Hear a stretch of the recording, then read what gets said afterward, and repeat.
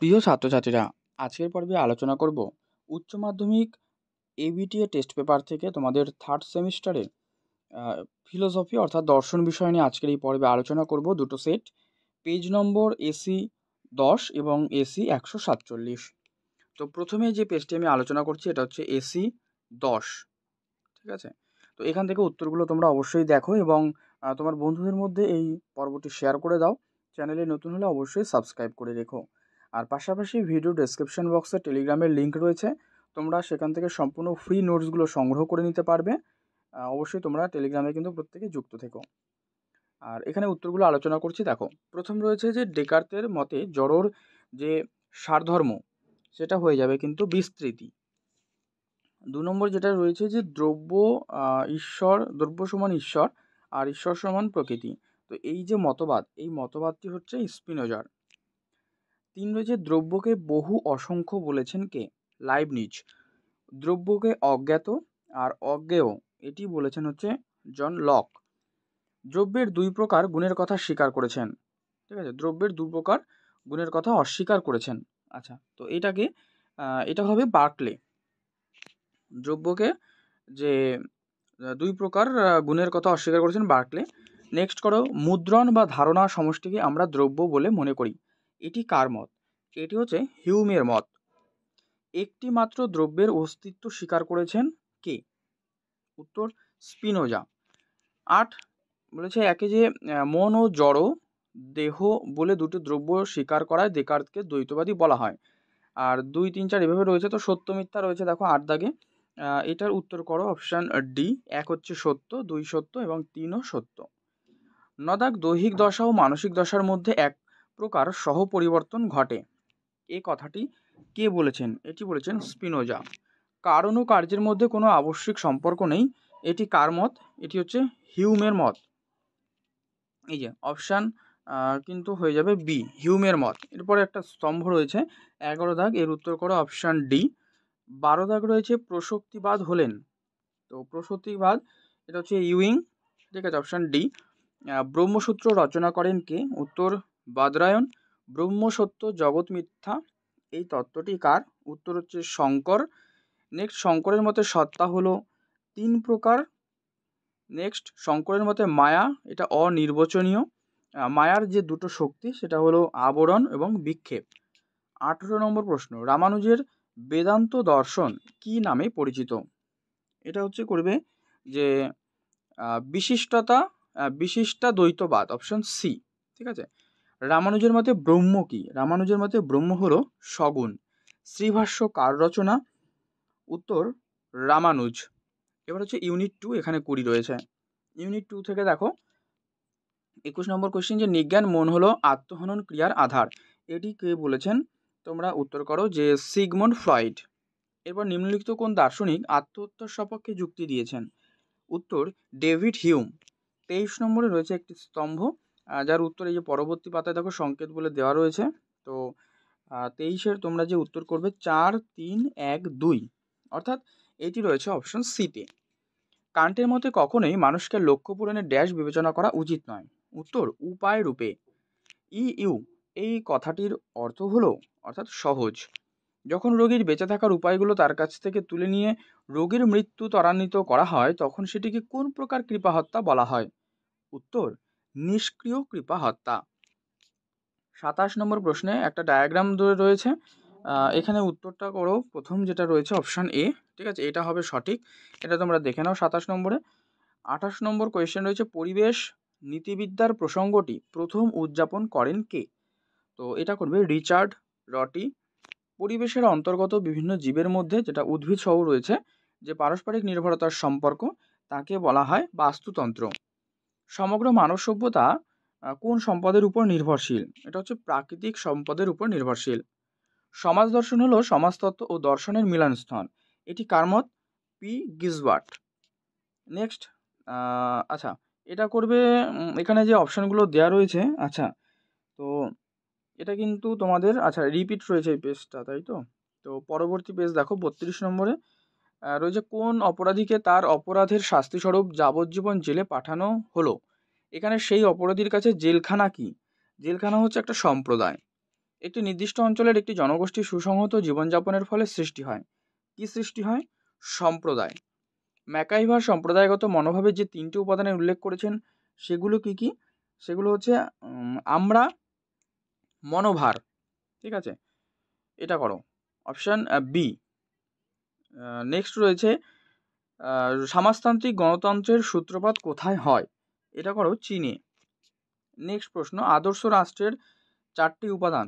এটা জনসংখ্যা, ড্যাশ, সরকার এবং ড্যাশ। আচ্ছা, আদর্শ রাষ্ট্রের 4টি উপাদান হলো জনসংখ্যা, ভূখণ্ড, সরকার এবং সার্বভৌমত্ব। Option D. 37 নম্বরে একটা তালিকা দেওয়া রয়েছে, এই তালিকায় উত্তর করো তোমরা। 37 ক্ষেত্রে অপশান সি 3, 1, 4, 2। 38 নম্বরে বিবৃতি আর কারণ দেওয়া রয়েছে। 38-এর উত্তর করো হচ্ছে অপশান এ, মানে এ এবং আর সত্য, কিন্তু আর এ এর সঠিক ব্যাখ্যা। 39 রয়েছে সমাজবিদ্যার দৃষ্টিকোণ থেকে সংকীর্ণ অর্থে বিবাহকে প্রতিষ্ঠান বলা হয়। রাষ্ট্র হলো শ্রেণী স্বার্থ সংরক্ষণের এক অন্যতম রাজনৈতিক হাতিয়ার। এটি কে বলেছেন? এটি বলেছেন মার্কস। দেখে নেব আমাদের পরবর্তী যে সেট রয়েছে, অর্থাৎ এটি হচ্ছে পেজ নম্বর, এখানে আমি লিখে দিই AC 147, 147 নম্বর পেজ। তো এটা দেখো, অবশ্যই তোমরা পর্বটা কিন্তু শেয়ার করে দিও, আর চ্যানেলে নতুন হলে অবশ্যই সাবস্ক্রাইব করে রাখবে পাশাপাশি। 1 নম্বর, দ্রব্য হলো সামান্য ও বিশেষের সমন্বয়। এ কথা কে বলেছেন? দেখো, এই কথাটি কিন্তু বলেছেন অ্যারিস্টটল, অর্থাৎ তোমরা করো অপশান বি। নেক্সট প্রশ্ন দেখো, মুখ্য ও গৌণগুণের পার্থক্য অস্বীকার করতেন কে? উত্তর বার্কলে। এবারে আবার স্তম্ভ দেওয়া রয়েছে, এক্ষেত্রে করো অপশান বি। নেক্সট 4 দাগ রয়েছে, দ্রব্য সমান ঈশ্বর সমান প্রকৃতি, এই মতটি হলো, এটি করো স্পিনোজার মত এটি। ঠিক আছে। আচ্ছা, কারণ ও কার্যের অনিবার্যতা হলো যৌক্তিক অনিবার্যতা, কথা বলেছেন ইউইং। 6 দাগে যেটা রয়েছে এটা করো, 6 দাগের ক্ষেত্রে অপশান করো ডি, সতত, সংযুক্ততা, লৌকিক তত্ত্ব। 7 দাগে যেটা রয়েছে প্রথম ছবিটা করো অপশান এ, মানে কোন ডায়াগ্রামটা সঠিক সেটা কারণ আর হচ্ছে কার্য, অপশান এ। 8 দাগে দেখো তোমাদের বিবৃতি কারণ রয়েছে, তো 8 দাগের উত্তর করবে অপশান সি, মানে বিবৃতি এ সত্য কিন্তু আর হচ্ছে মিথ্যা। 9 নম্বর প্রশ্ন, দেহ মন সম্পর্কিত ক্রিয়া প্রতিক্রিয়াবাদকে কার্তেজীয় কলঙ্ক বলেছেন। কে বলেছেন? Bernard Williams. স্পিনোজার সমান্তরালবাদের অপর নাম কি? উত্তর দ্বিভঙ্গিবাদ। 11, দেকার্তের মতে পিনিয়াল গ্রন্থিতে দেহ মনের ঐক্য ঘটে। তো এটা করবে অপশান বি, যেটা হচ্ছে এই যে এ সঠিক, মানে সত্য মিথ্যা মিথ্যা সত্য। ঠিক আছে। এরপরে 12 দাগ। 12 দাগে রয়েছে, দেকার্ত ও দেহ ও মনের সম্পর্ক বোঝানোর জন্য কোন উপমা ব্যবহার করেছেন? এটা করো যে জাহাজের পাইলট। ব্রহ্মসূত্রের রচয়িতাকে? উত্তর করো মহর্ষি বদরায়ণ। বেদ কোনটি বেদের অংশ নয়? এটা হচ্ছে উপনিষদ বেদের অংশ নয়। আচ্ছা, কোনটি বেদের অংশ নয় বলেছে? আচ্ছা, এটা তোমরা আরণ্যকটা করবে। ঠিক আছে। নেক্সট হচ্ছে দ্বৈতাবাদের প্রবক্তাকে? তিনি হলেন মাধবাচার্য। আচ্ছা, উপনিষদের মহাবাক্যে প্রজ্ঞানং ব্রহ্ম এর অর্থ হলো চৈতন্যই ব্রহ্ম। এরপরে 17 দাগে আবার একটা স্তম্ভ রয়েছে, এর উত্তর করো অপশান এ। 18 দাগ চার্ট দেখো, একটা চার্ট দিয়ে বিকল্প দেওয়া রয়েছে, তো এটা তোমাদেরকে আমি কিন্তু করিয়েছি একদম। 18 বি করো। ঠিক আছে। বেদ, উপনিষদ, ব্রহ্মসূত্র আর অদ্বৈত বেদান্ত। 19 সৎকার্যবাদের দুটো রূপ, একটা হচ্ছে পরিণামবাদ আর একটা বিবর্তনবাদ। রামানুজের শতাত্রীয়তয়বাদ হলো ড্যাশ, মানে 3টে ড্যাশ রয়েছে, তো তোমরা এখানে করো ব্রহ্ম, চিৎ ও অচিত, অর্থাৎ অপশান এ। আর 21 নম্বর রয়েছে প্র্যাকটিক্যাল এথিক্স, এই গ্রন্থটি কার রচনা? এটা হচ্ছে পিটার সিঙ্গারের রচনা। এবারে পরবর্তী প্রশ্ন রয়েছে, দেখো যে জাপানের হারিকিরি কোন ধরনের আত্মহত্যার উদাহরণ? ঠিক আছে। এটা করো পরার্থবাদী আত্মহত্যা। আত্মহনন করার অর্থ হলো ঈশ্বরের সার্বভৌমত্বের বিরোধিতা করা, এটি বলেছেন প্লেটো। কোন ধরনের কৃপা হত্যার ক্ষেত্রে পরিস্থিতির বিচারক রোগী নিজে নয়, তার হয়ে অন্য কেউ পরিস্থিতি বিচার করে তার সিদ্ধান্ত নেয়, এটা হচ্ছে ইচ্ছা নিরপেক্ষ কৃপা হত্যা। পরিবেশ নীতিবিদ্যার জনক কাকে বলা হয়? উত্তর পরিবেশ নীতিবিদ্যার জনক হচ্ছে তৃতীয় হোমস রলস্টন। বাস্তুবিদ্যা এটা হচ্ছে ইকোলজি। আর পরিবেশমূলক নীতিবিদ্যার প্রধান উদ্দেশ্য সেটা হচ্ছে মানব ও প্রকৃতির মধ্যে ভারসাম্য রক্ষা করা।